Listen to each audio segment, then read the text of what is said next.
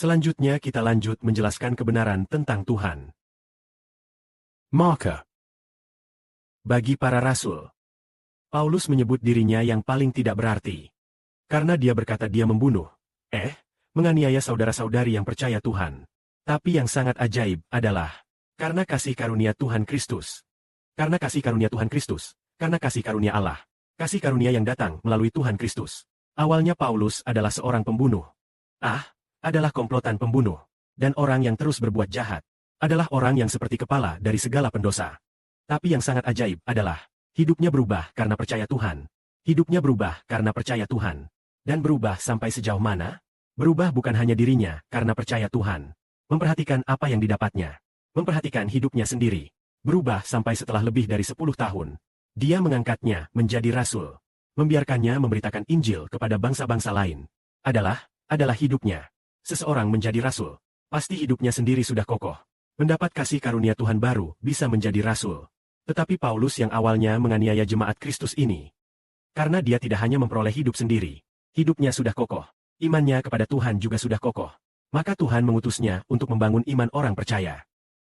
Mengutusnya untuk memberitakan Injil. Tidak hanya memberitakan Injil, tetapi juga membangun hati yang percaya Injil. Memberitakan Injil, memberitakan hal-hal tentang Tuhan Yesus Kristus. Marker. Apa sebabnya? Itu karena kasih karunia Tuhan. Itu berarti, apa yang diberitakan para rasul saat itu dan saudara Sibo hari ini. Dan apa yang diberitakan 12 rasul kuno semuanya sama. Yaitu bahwa Kristus mati karena dosa-dosa kita. Dikeberkan, dan bangkit pada hari ketiga. Injilnya adalah demikian. Mengenai percaya Injil. Percaya Injil berarti percaya Kristus. Artinya, percaya Yesus ini, mengapa harus percaya dia? Pertama, dia disalibkan demi kita. Lalu haruskah kita percaya kepadanya? Kecuali kita berkata saya tidak berdosa. Saya tidak butuh penebusan. Maka boleh tidak percaya. Tetapi kita semua berdosa. Lalu mengapa percaya Tuhan? Pertama kita adalah orang berdosa. Ada seseorang yang menanggung dosa kita. Dia disalibkan. Sesuai dengan nubuat Alkitab. Dia benar-benar mati dan menderita karena dosa kita. Karena alasan ini, kita harus percaya kepadanya. Satu lagi. Bagaimana membuktikan dia benar-benar disalibkan demi kita? Dia adalah anak Allah. Dia adalah anak Allah. Kematian tidak bisa. Dibunuh itu tidak mungkin. Tapi siapapun tidak bisa membunuh anak Allah. Tetapi demi kita. Dia rela menyerahkan nyawanya. Tidak ada yang bisa membunuh anak Allah, kan? Anak Allah, anak tunggal, adalah pencipta alam semesta. Mengapa dia dibuna? Dia demi penebusan dosa. Dibuna demi menebus dosa. Lalu bangkit dari kematian.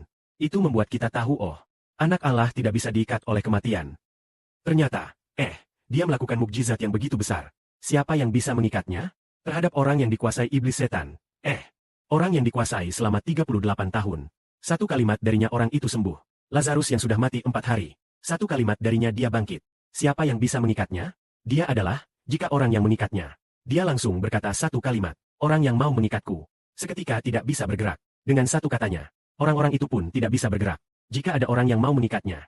Dia berkata orang yang mau mengikatku. Aku akan segera menghilang. Membuat mereka tidak bisa menemukanku. Mereka pun tidak akan bisa menemukan. Lalu mengapa anak Allah diikat? Itu karena dosa-dosa kita. Dia diikat untuk menebus dosa kita. Lalu, mengapa dia dibunuh? Itu karena dosa-dosa kita. Dia juga menebus dosa manusia.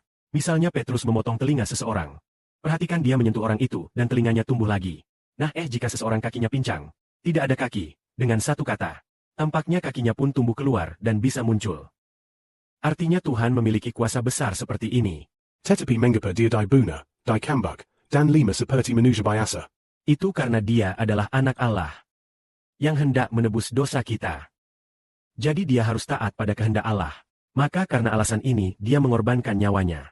Jadi Injil yang utuh adalah Kristus dibunuh karena dosa kita. Menyerahkan nyawanya. Dan juga demi kita. Dia bangkit dari kematian. Kebangkitan dari kematian membuktikan dia adalah anak Allah. Alasan lainnya adalah agar Roh Kudus, Roh yang memberi hidup, dikaruniakan kepada kita. Dia harus bangkit dari kematian. Dan juga karena dia mengasihi kita. Agar bisa selama-lamanya bersama kita. Mengitai dan selamanya menjadikan kita anggota tubuhnya. Dia harus bangkit dari kematian. Karena itu, Yesus yang harus kita percaya ini. Yaitu menceritakan tentang Yesus. Yaitu percaya kepada Yesus. Percaya kepada Yesus sama dengan percaya Injil. Injil menceritakan tentang kematian dan kebangkitan Yesus. Segala kemuliaan bagi Bapa Surgawi dan Tuhan. Amin.